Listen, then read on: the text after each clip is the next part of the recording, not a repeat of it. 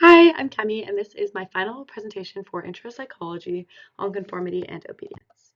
So to start off, we have a couple of learning objectives for conformity. So the first objective is to learn about how widespread conformity is in our day-to-day lives. The second one is exploring the two reasons why we end up conforming even when we don't mean to. The third objective is to talk about obedience, research done around obedience, and those implications of those studies. And then the last objective is to talk about one particular obedience study done by Milgram. It was a shock experiment. We will talk about the controversies associated with that one. So to start off, we are going to talk about conformity. So conformity is when we change our attitudes or our behaviors in order to fit in or follow a pattern. So in our day-to-day lives, we do this often by following social media trends, fashion fads, by listening to popular music, or changing the brand of an item you might buy because other people are buying that brand.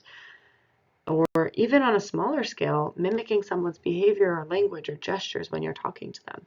All of these are small little ways we do conform in our day-to-day lives, so it's more than you might realize. The question is, why do we conform in the first place? So we have normative and informational influence. Normative is when we just want to fit in. We want people to perceive us as a good person, as someone who's likable. And so you might laugh at a joke you don't actually understand just to fit in. Or you might wear a certain outfit because everyone else is dressing that way, just so that people like you and approve of you. That's normative influence.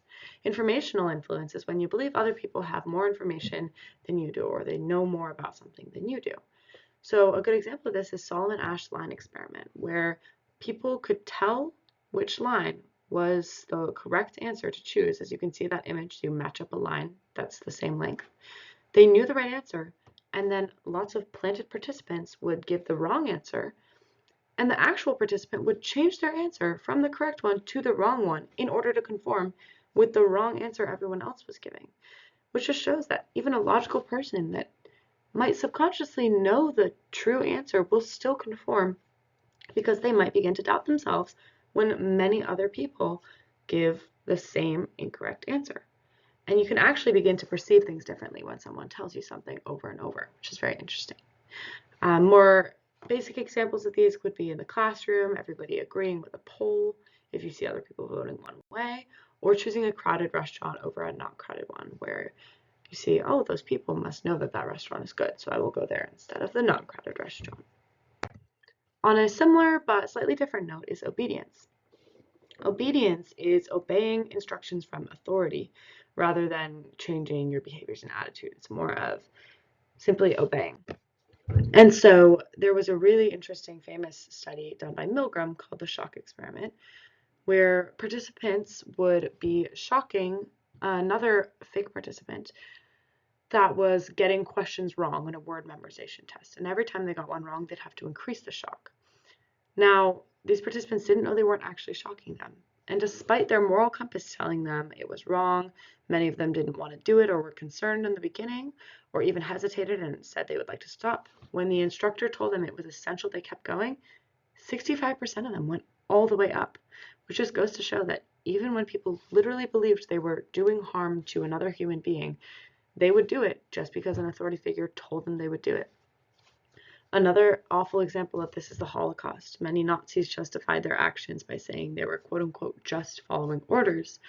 And this is where obedience can get dangerous, is when we blindly obey without questioning authority. More positive examples include following instructions in the classroom on an assignment or obeying a cop. But it certainly can get serious when we up the scale of what we're obeying.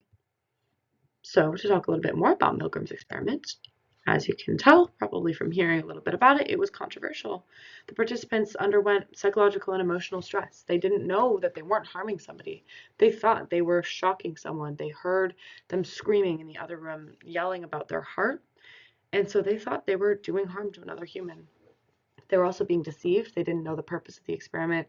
They didn't know they weren't shocking somebody. And so this created a lot of guilt and anxiety and distress that was unnecessary in the participants and truly just unethical. Completely goes against our current guidelines for psychological research, and so the IRB would definitely not approve something like this today, although the experiment did provide excellent insight into how people truly just do obey authority. Overall, conformity and obedience do manifest themselves in many ways in our day-to-day lives.